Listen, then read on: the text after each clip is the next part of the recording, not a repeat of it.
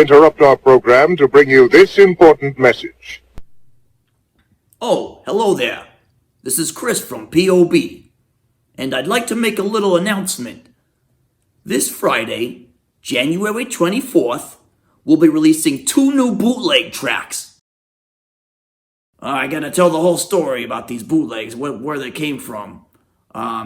So, without further ado, let's take the clock back to 2005.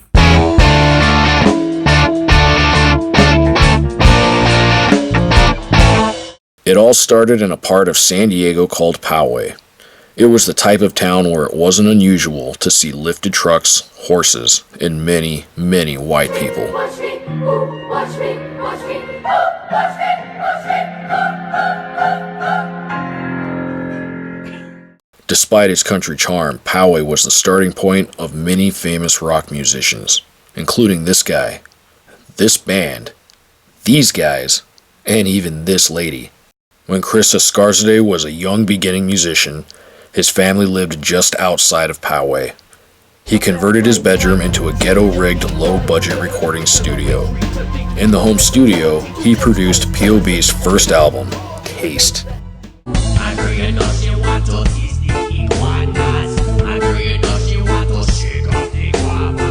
He began working at a music store in Poway and made lots of music-savvy friends. To this day, working at the music store was the only job that he actually counted the minutes before his shift in anticipation to work. Through the music store, he met Ryan McHenry. They started jamming in Ryan's family garage in Poway. He was a phenomenal drummer and pretty much never wore shoes or shirts. Later on, the music store hired Derry Van Nortwick, a guitarist turned bassist who already had a reggae band of his own. Derry came to a garage jam one day and fit right in as a bass player and co-singer-songwriter. One day at rehearsal, Derry told the band that he had a gig, but his other band had just broken up and couldn't play it. POB did not even have more than a handful of songs written, but decided to cram and jam a bunch of covers and go for it. The place was a real shithole on El Cajon Boulevard. For those of you from San Diego, you know around this time period, this street was known for streetwalkers and crack. Now, the performance wasn't great, and the crowd wasn't feeling it at all. They drank at the bar while the music played, and then booty danced once the DJ took over during breaks. POB's first show was quite a disappointment, but they used it as motivation to get better. Chris literally woke up the next day and wrote a brand new song about the experience. The tune was called Disc Junkies.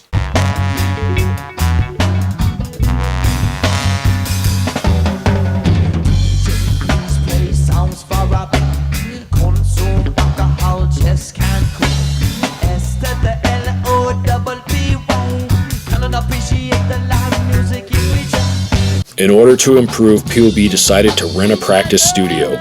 Once they got the keys, they loaded up the equipment and moved in.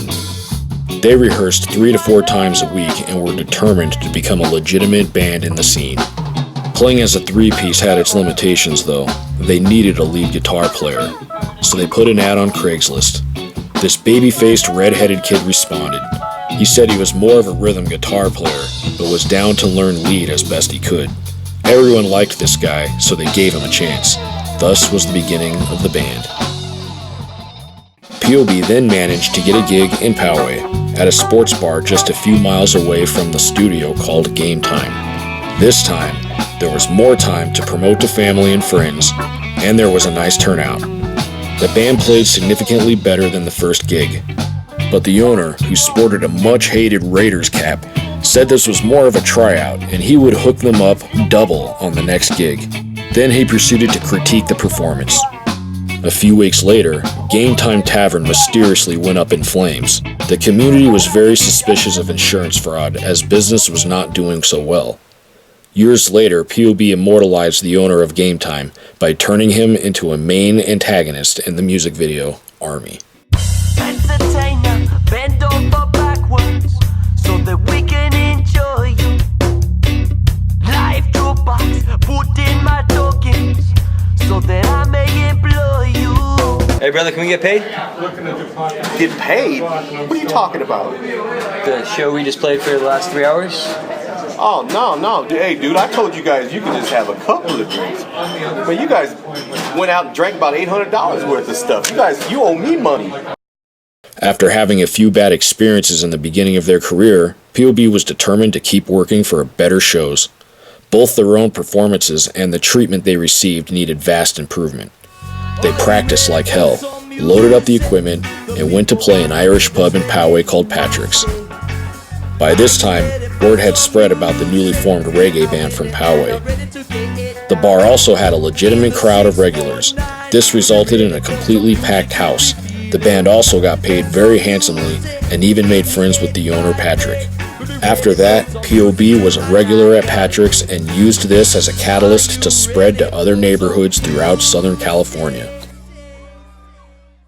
The venues got bigger and better. They started opening for well-known bands, and it just went up from there.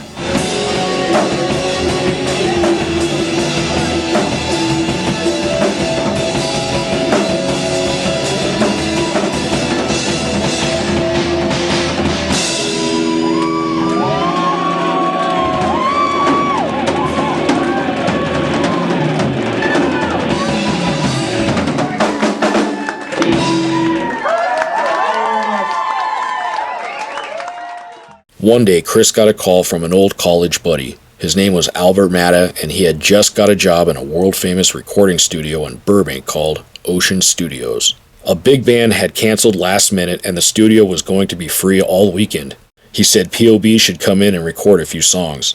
They frantically scrambled to shift their work schedules around and made sure to take advantage of the opportunity. The studio's done a ton of projects, from Evanescence to Social Distortion to Sum 41, and it has a great tracking room. We did Peace, Love, and War, and we did Boot Ahead, and they were basically recorded and mixed all in that same weekend. Had a good time with these guys making these songs, so I hope you enjoy them.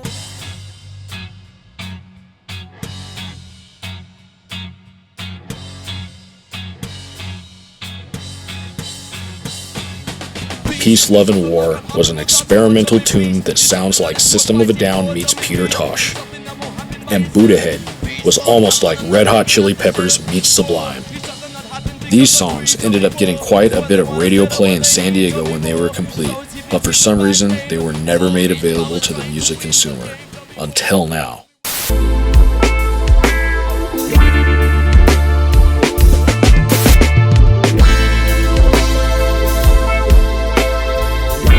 Okay, hopefully the sound works good now.